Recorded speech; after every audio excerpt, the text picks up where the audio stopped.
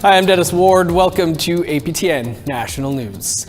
We begin in Saskatchewan, where an evacuation order has now been issued for Ronge, Ronge, and Lac La Ronge Indian Band as the wildfire situation in northern Saskatchewan continues to deteriorate. The alert was issued at around 4:30 p.m. Monday, advising residents to begin evacuating immediately. When wildfires happen, that's typically the time of year when our hotels are getting full with other types of business. So it can be a real challenge, and it can raise some real, some real questions as how to best manage displaced persons. More than 4,000 people in 3 communities are being told to leave. That's in addition to the 8,000 others already displaced by wildfires in the province. That number may go up as officials at Candle Lake may start ordering people out soon. The Shoe Fire, which is the biggest wildfire in Saskatchewan currently, is burning less than 14 kilometers away from the resort village. An evacuation advisory is already in place in that area.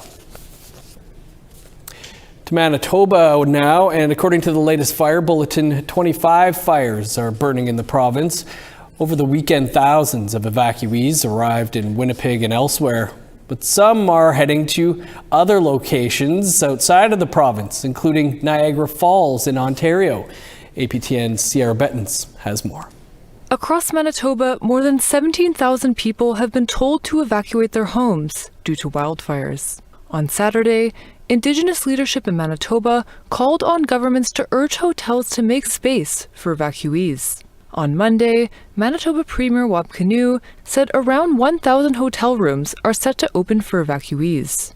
At a Monday afternoon press conference in Winnipeg, Manitoba Kiiwetinowi Ogamaganik Grand Chief Garrison Settee said they're working with the province of Ontario and Expera, a risk mitigation company, to settle evacuees in Niagara Falls. He said 600 will head there on Monday.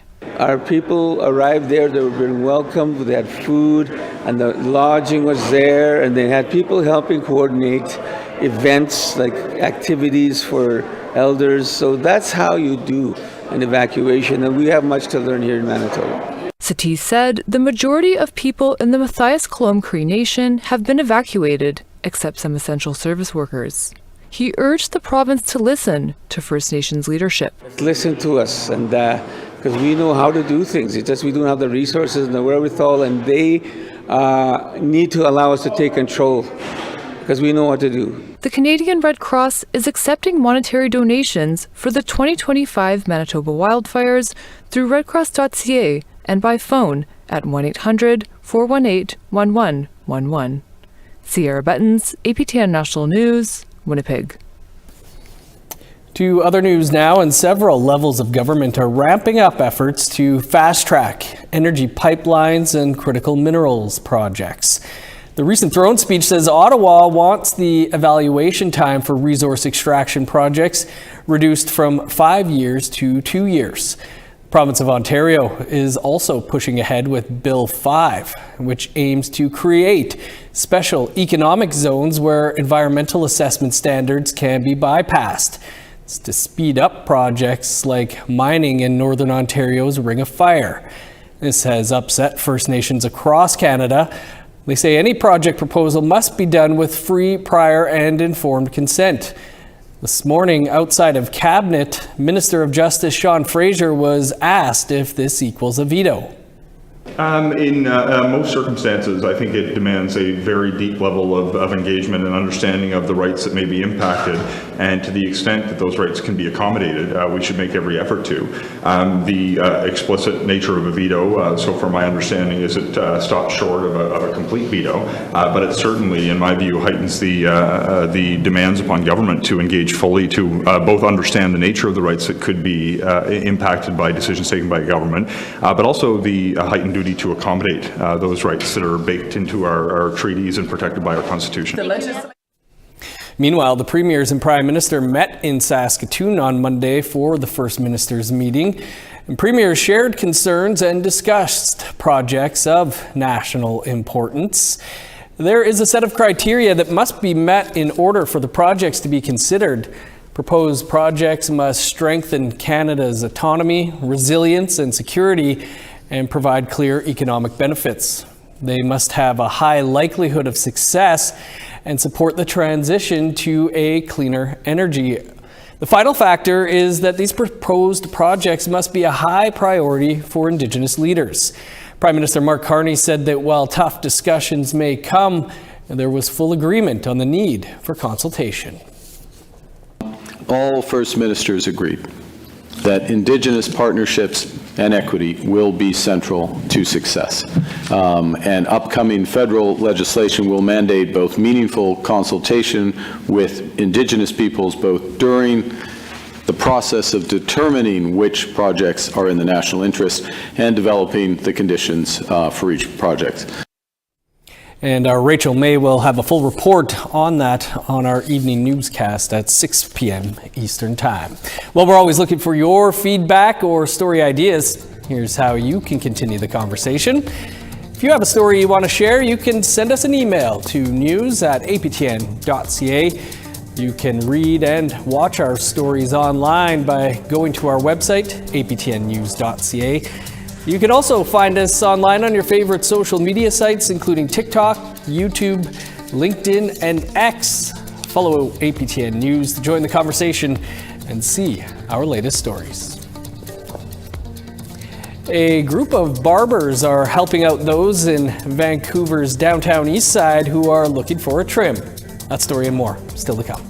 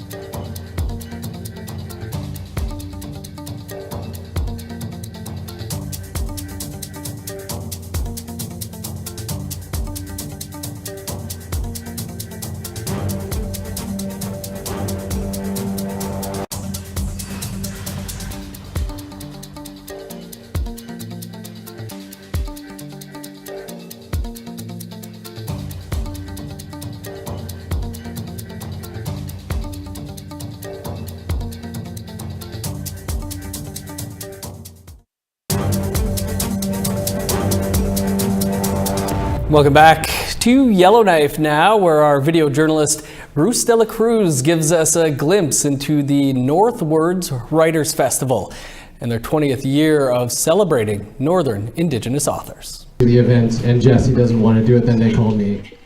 People gathered to hear spoken word poetry on the first night of Yellowknife's NorthWords Writers Festival. Celebrating its 20th anniversary, the festival has uplifted Northern and Indigenous authors through book launches, panel discussions, and mentorships. Robin Scott, who has been president of the board of directors since 2019, shares some highlights from the past 2 decades. One of my favorite things that we've done is taking authors who have done beautiful pieces of writing here in Yellowknife and have then gone on to expand. Cattleya Lafferty has written 4 novels and is celebrated across the country. Richard Van Camp, an award-winning Tlicho author, helped found the festival all the way back in 2007 after he and other authors saw a lack of Northern representation. 21 years ago, there were a pile of us here in Yellowknife, and we were moaning. We were bemoaning the fact that, as lovers of literature and as writers, so many of us had to travel to Edmonton or Winnipeg or Toronto or Vancouver to go to writers' retreats and to listen to some of our favorite writers. And somebody at the table, I can't remember who, said, what if we just organized our own? What if we started our own Writers' Festival and Readers' Festival? And that's really how NorthWords was born. Nigan Sinclair, columnist at the Winnipeg Free Press and member of APTN's Truth and Politics panel, has been invited to speak at the festival. This will be his 4th time as a guest author. What I like to say about my dad is that he was the first of every room he walked into. He shares his thoughts on the need for festivals like NorthWords that heavily feature Indigenous authors. There's very few spaces in the country in which Indigenous writers are given the opportunity to talk about what it's like. If you go to the major writing festivals in Canada, most times you're put into the Indigenous panel. There is a specific area, and most oftentimes it's attached to trauma. People want to talk about pain and colonialism. They don't talk about being Indigenous. In this festival, you can talk about it in every panel, in every place. There is Indigenous writers everywhere. Richard Van Camp left us with the parting message on why more authors should become involved with the festival.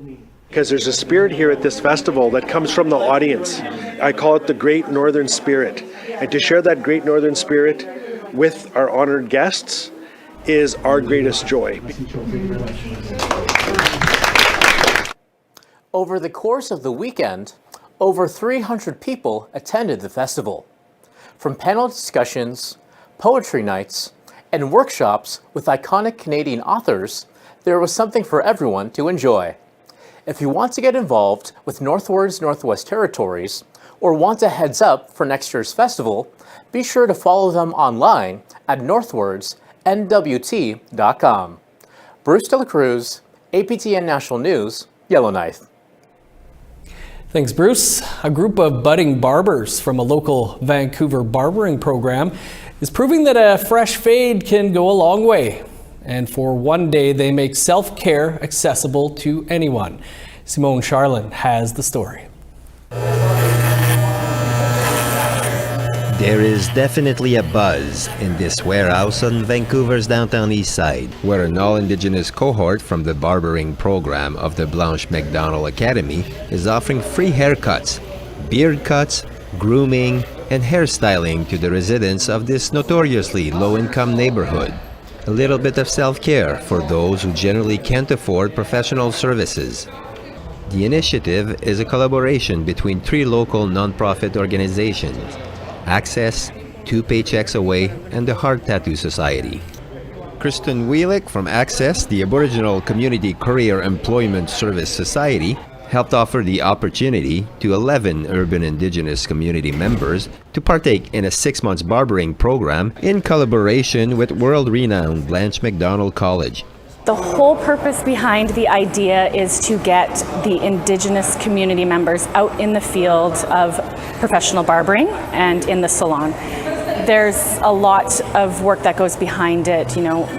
People in the community want to go back to their community where they don't have a barber or they don't have a salon to get their hair done. So they're able to bring it back and work in their community or stay in the city and work within their community and, you know, bring happiness to those who just need a fresh haircut or a cut beard.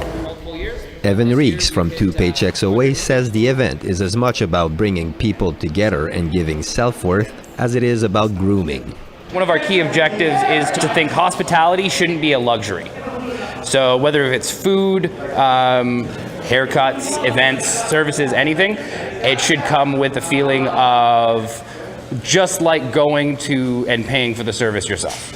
You should have the feeling of dignity and choice. You should be able to get what you want out of the service without having to choose between getting a haircut or getting your medication today. Isaiah Sparrow, one student of the program, says the experience was not only good hands-on training, but also a meaningful way to connect with the community. I definitely got to learn. Like I've worked with many different textures of hair now, and it's different to see how like different hair reacts to like let's say if you're using like thicker hair, like I just like the person I just cut, she had like thicker hair, so like if you cut it to like a certain length, it'll just like poke out, you know. Whereas like if you do it with someone's like thin hair, it'll kind of just drop and everything. So it's cool to learn like that every haircut will be different, you know, like every person that comes in will have their own just, like story to tell. The initiative drew a steady crowd of locals all day and got glowing reviews from all sides. She's awesome. She just did it and I didn't even see her, just trusted her. And she did what I wanted. It was good. He was good. He was gentle, he was kind, he was talkative. I'm just so happy that they're doing this for the community.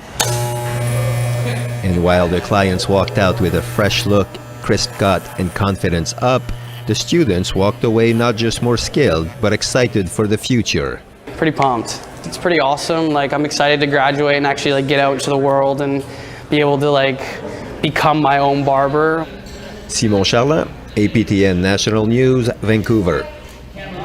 What a super initiative that is. Now to one of this week's web poll questions. We're asking, do you feel the government is providing adequate support to First Nations as wildfires burn across the country? Your options are yes, no, or not sure. You can go to our website, aptnnews.ca/polls to cast your ballot on this and all of our web poll questions. Still to come here, we'll speak with those behind an Indigenous music label that does things a little different.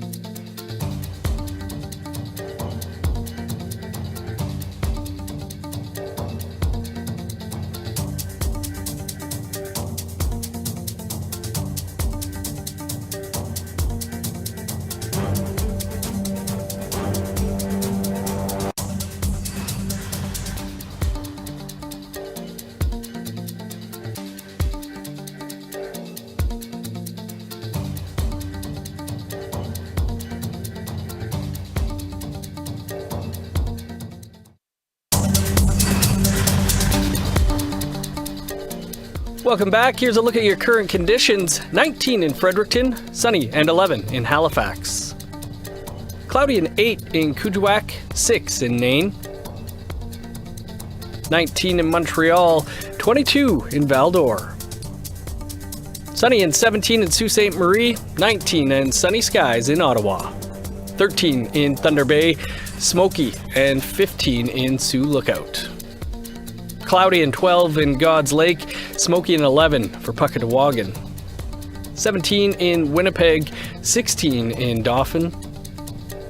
14 in Regina, 13 and cloudy in Saskatoon. 11 in La Ronge, 10 in Buffalo Narrows. In northern Alberta, rain and 20 in High Level, sunny and 16 in Fort Chipewyan.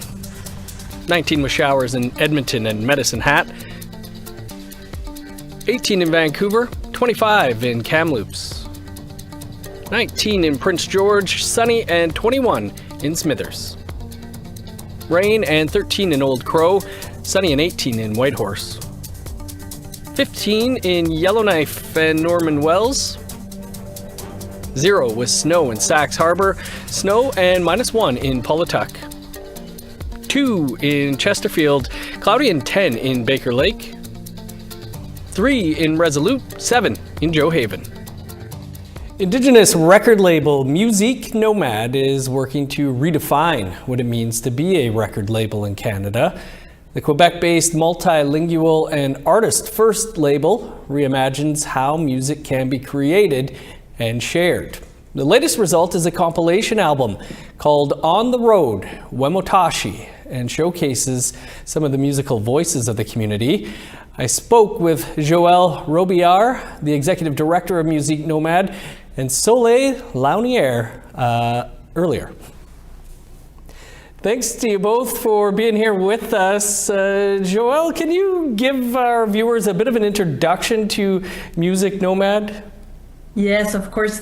Musique Nomad is a non-profit Indigenous organization that was created in 2006. So we've been around for a while, and we have two main, focus under our one identity. And the first one is our community activity. So we have a mobile studio team that goes around Indigenous community to set up studio and record with artists in their territory. So we have a crew, music producer, video producer. We build up a whole studio with the whole equipment to be able to record with those artists.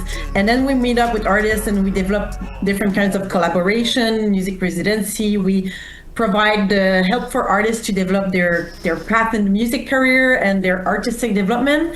And we also have the professional structure in the music industry, so the label, booking agency, album production that promote Indigenous artists and music in the music industry on our show scenes and everywhere. So we've been working with a lot of great artists like Laura Nicoué and Anak Nid and Soleil Launière that is here with us today.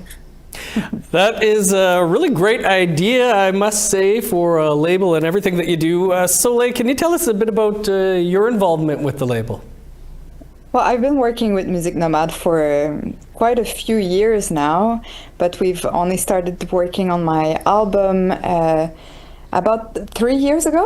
I think 3 years ago we started working on my album. I had an idea, approached Joël about it, and we've been working really hard on producing the album and then launching it. I've been touring quite a bit since then, and the project is doing really well. I think the beautiful thing about Musique Nomad is the freedom and the knowledge of who we are as Indigenous artists, and the not being put in boxes of what it should be or should not be, but like the freedom of that and the openness of ideas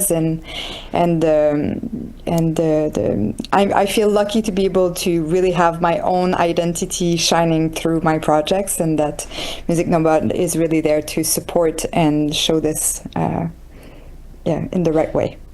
Awesome stuff. Joël, can you tell us about this latest project? Latest projects? You mean the show that we're showcasing in June? Yes, that too, and the latest compilation album. Oh yes, okay. So On the Road with Montashi was the latest compilation album that we've released. It's a great album. So that is from what I just explained, those recording workshop in the community. So we went to Montashi last fall and meet with a lot of great artists, younger artists that are really driven like by hip hop and some kind of dance music and some even like Latin like influences and electronic music. So there's a big like crew of new artists that have been inspired by artists that have been like working on creating that path for them to be able to shine and try to do their music. So On the Road with Montashi is bring all the songs that we record there under one album. So it's a very like eclectic, fun way to discover the music. And for a lot of them, it's their first recording, but very, very great song and music. So there's Kawish there, there's FDA, which is a hip hop collective, Lenny Cuckoo, and there's also some traditional music that you can hear very, very luminous and beautiful. So that's the new album that we just released. And we have a big show coming up in Montreal on June 11th.